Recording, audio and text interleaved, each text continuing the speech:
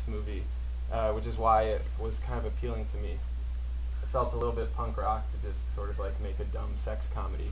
Also, like, I sort of download all these like really cool 70s, like late 60s and 70s kind of like porn sex movies. I feel like it used to be a way for like New York City actors and directors who couldn't get straight work, that they would just sort of like go make a porn movie with their friends, and they have this sort of very charming feel that I felt like maybe we could kind of capture with a bunch of like Chicago actors and directors who probably could get straight work, but maybe not that week. So we sort of like very much try to instill it with this kind of like the old HBO Tales from the Crypt, that sort of 80s vibe, or like Zalman King movies, like all these sort of references that are like, that I feel like would get you laughed out of, the Walter Reed Theater in New York or something. We were kind of like, well, let's just go for it. Let's sort of like embrace that aesthetic and actually like try and make something that's kind of fun. But it's like, you really have to ram a movie like this down the puritanical throats of the film critics, I would say the general American culture right now is not very receptive to comedies about sex. So that's been kind of cool and interesting too, just like putting a movie out into the world. Does anybody have any questions about it?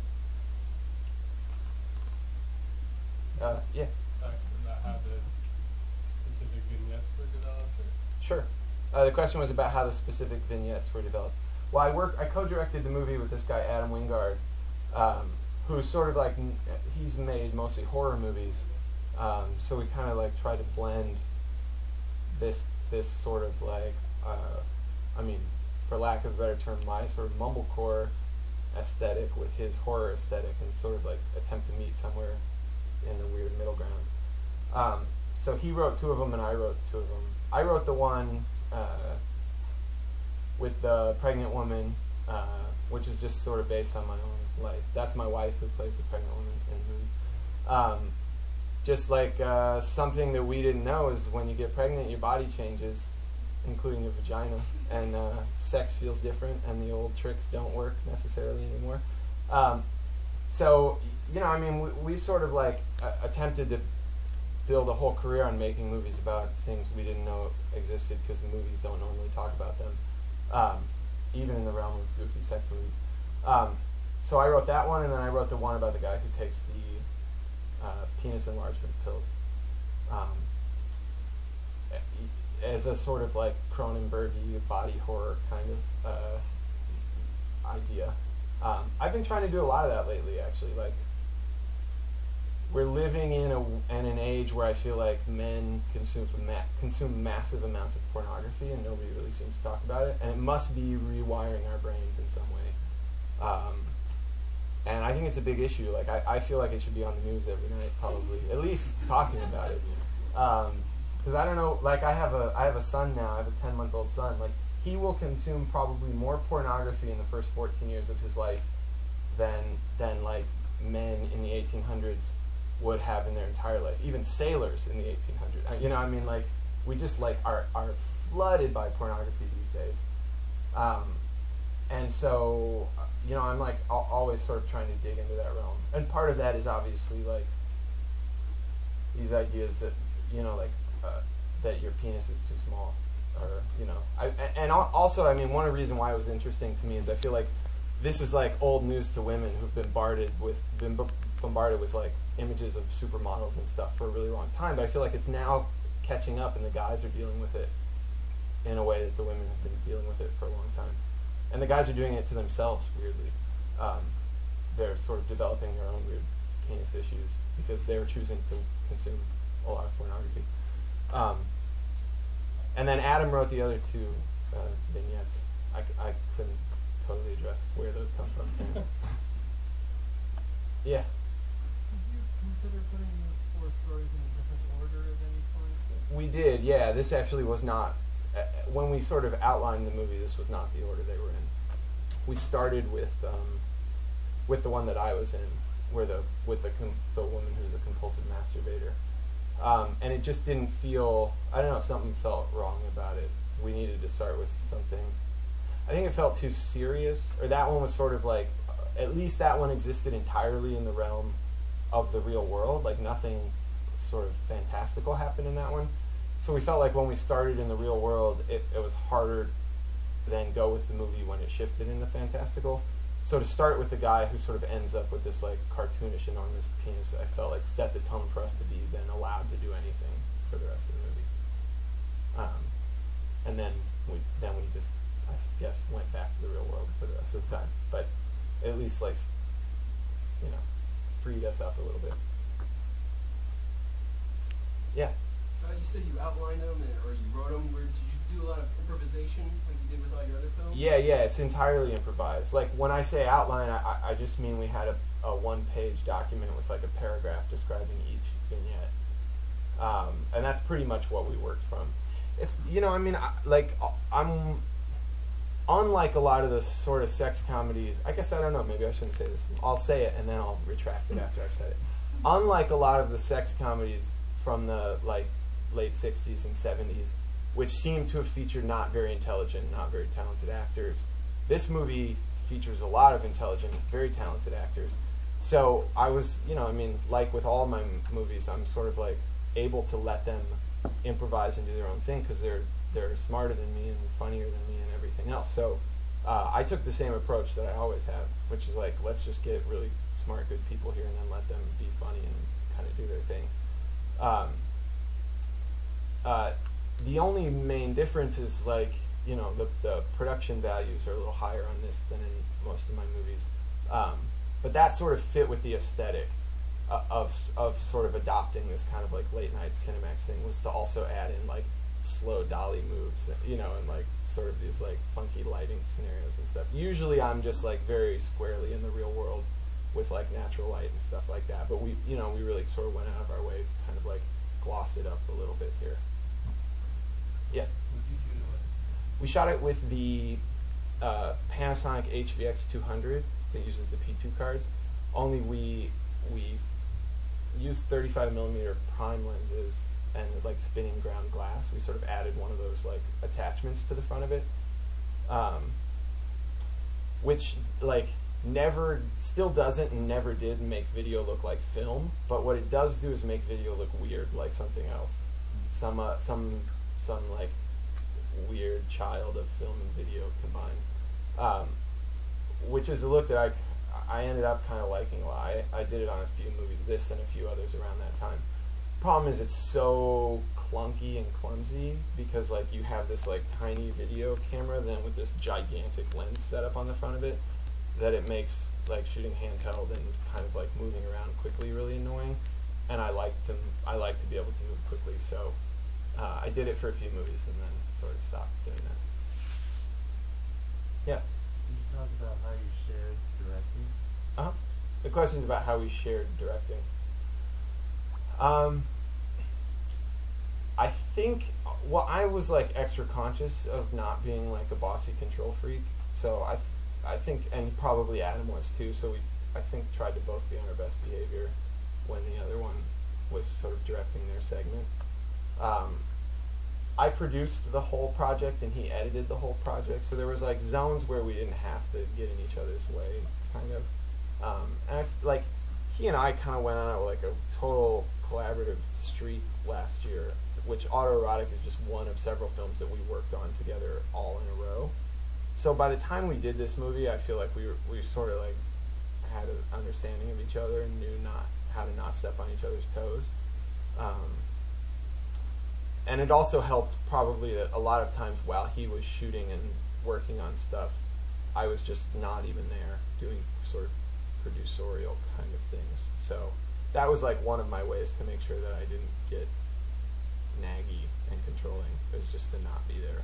And it helped that I am a fan of his films anyway, so I already knew he would do something that I liked, and I knew that probably all I could do was get in the way of that.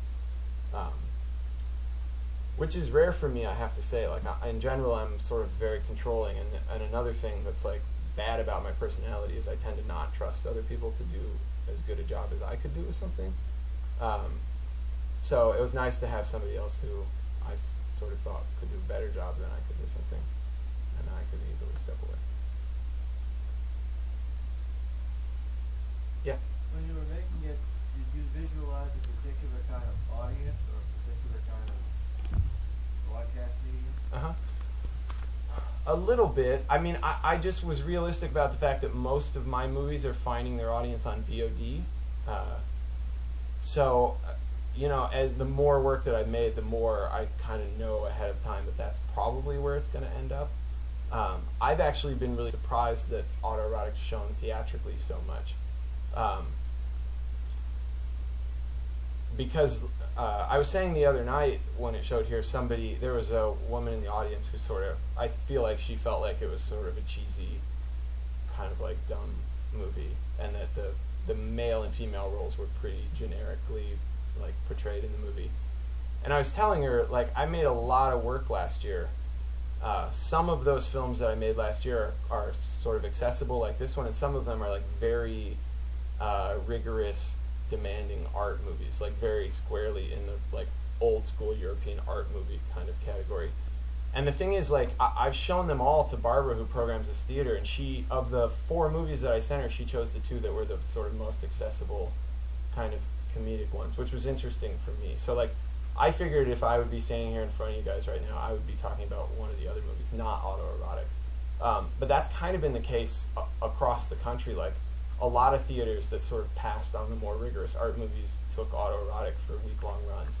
So I'm kind of scratching my head a little bit, because I thought this one would definitely be sort of like the corny sex movie that was relegated to like pay-per-view, and instead it's like been really embraced theatrically. So, you know, I mean, it might be that like the culture is like so sexually repressed that it's like a little exciting to get a movie that comes across your desk that kind of like has a little fun with sex. But where it ends up from here is totally, I mean, movies just get pirated these days. I mean, that's sort of the ultimate destination of every movie now, is like for free on BitTorrent. So, you know, you just sort of like try and do as much with them as you can before they get pirated, basically. Yeah. Did you feel at any point, like when you were making it, especially since you were kind of looking back at those 60s and 70s, where, you know, it's definitely more farcical. Did you or did any of the other performers, while you were making it, kind of want to take it a little bit further and make it more like, I guess not comedic, but I mean, it felt, you know, at points very deadpan, very underplayed, as opposed to, you know, kind of taking it to that next level. Yeah. This is like a general problem of mine, I think, is like I always try and make comedies and I end up making drama. Like, I don't know what it is about me. Like, I think it's that I don't respond to silliness very well. Like, I sort of want to when I set out on a project, and then as soon as like I'm behind the camera and I see a performer doing something silly, I'm immediately like, no, let's like rein it in a little bit and bring it more towards reality, which has the effect of all my movies sort of having an undercurrent of this sort of like grumpy, dour kind of feeling about them, which is again the case probably here, where I probably was getting like some broader performances early on, and I sort of like squashed them from the beginning, and then everybody kind of like shaped up and sort of did the naturalistic thing again. Yeah, I'm working on it. I would love, I mean, I would love to make something a little broader. I need to really like, that's actually probably an area where having a co-director would again benefit me, if I had a co-director that like worked in the realm of broad, like Adam Sandler-y kind of comedies. I feel like if I worked with somebody like that, then I could make a sex movie that really was sort of goofy, truly in the way that those kind of 70s ones were. Yeah. Can you talk about the subscription model that you're trying out this year? And Yeah. That you think that's something that could work in general? Yeah, sure. I'd love to. He's referring to, I'm working with, well, okay, so I'll start by saying I made a lot of work last year. I made 7 feature films in 2010, 6 of which will have trickled out into the world by the end of this year, 4 of which are out in the world currently. IFC bought 2 of them, and so I still have these other 5 that I was kind of like looking for an interesting way to distribute. So what I'm doing is I'm working with this New York DVD distributor, and we're going to release a subscription service with 4 of the films. Silver Bullets, Art History, and then 2 that haven't premiered yet, called The Zone and Privacy Settings. So the way it works is it's $99.95. You sign up at the beginning of the year. The first movie you get is Silver Bullets. 3 months later you get Art History. 3 months later you get Privacy Settings, and then finally you get The Zone, and then Privacy Settings. And they'll come in like they'll come along with like really cool stuff. Like with Silver Bullets, which is the first one in the box set, it'll come along with like a 45 vinyl record that has 2 of the songs from the movie, and a photo book that one of the actresses like took a bunch of like cool black and white 35mm stills during the production. I've like compiled them into a photo book, and the DVD itself will have like 30 minutes of deleted scenes and stuff like that. So, you know, rather than I mean, the reason why I wanted to do that is I think it's like 99% a great thing that the internet has made everything in the world like instantly accessible to everybody. Most times in my life, that's exactly what I want. Like, I want to be able to get on my computer and get anything I want right then. But lately, I've sort of like had like instant availability fatigue, kind of. Like, I miss a little bit the feeling of like having to wait for something, or the tangible experience of like having to go to like used bookstores to try and like track down some out-of-print book that I really want to read. Because now there's like websites that just sell out-of-print books. You know, it's like if you're willing to pay enough, it can be at your doorstep the very next day. So in a way, I'm like, it's kind of a dumb thing to do in the sense that like, with the kind of small art movies that I'm making right now, to restrict them in any way is idiotic. Because there's such a small audience to begin with that like most independent filmmakers, the problem is like, how do I get it out there in enough ways that it can sort of find its audience? So then to sort of like privately hold these things and only release them in this like expensive collector's box set is kind of nuts. But I also like, I have enough work now that I can kind of experiment and try things that I've been wanting to do for a really long time. One of those things that I've been wanting to do is like restore a little bit of the coolness and the funness to buying something. You know, it's like, so we all use credit cards now. I mean, it's like just so an automatic process of purchasing something. So, you know, like the way this thing will work is like, I hope it's like exciting when you kind of forget about it, and then 3 months later the next one shows up in your mailbox and you're like, oh cool, and you open it up and there's like cool photo books printed on nice quality paper that you can like touch and hold, and there's a record you can put on your record player, like all this kind of other stuff, instead of like, oh, here's a code for a digital download, like go watch the movie and fast forward on your laptop. So that's what's going on. We just announced it last week. People are signing up. The other thing that I did, the other kind of crazy thing that I did was, in addition to wanting to make this like particular box set really special and tangible, we're also limiting it to only 1,000 that we're going to make ever. So like, if you want to own these movies on DVD, you sign up for this box set. We're only making 1,000. Once they're gone, it won't ever be reprinted. It's kind of like this like special little collectible thing. So whether it is a model that is like sustainable and whether it's something I can repeat in future years, I don't know. But I'm actually like really thrilled that it exists, like that it's happening now, and that like by this time next year, for the 1,000 people that signed up, they'll like have this cool box with all this cool stuff in it that's like one of a kind, or 1,000 of a kind. So yeah, we'll see. And then going forward, you know, I mean, I'm going to keep trying to put this work out in interesting ways. That's more interesting than just like, oh, you can get it on iTunes. So we'll see. I hope you guys sign up. I mean, that's the way it works, is if people sign up. So we'll see. Yeah. I have a feeling that if there were more of us tonight, we would have been laughing. That always A lot of happens. quiet chuckle. Yeah, yeah. Have you had a chance to see it with a larger audience, and what are responses? I have, yeah, you're right. I mean, it's a psychological thing. Also, it wasn't loud enough. I was telling my friend when we came in, if the volume were louder, people would have been laughing more too. I don't know why we get so self-conscious to laugh in front of other people. I do it too. I mean, it's why Judd Apatow movies do so well. It's like they have packed screenings the first weekend. Everybody laughs more than they would normally. They think the movie's funnier than it actually is, and then they tell all their friends and they go back and see it again.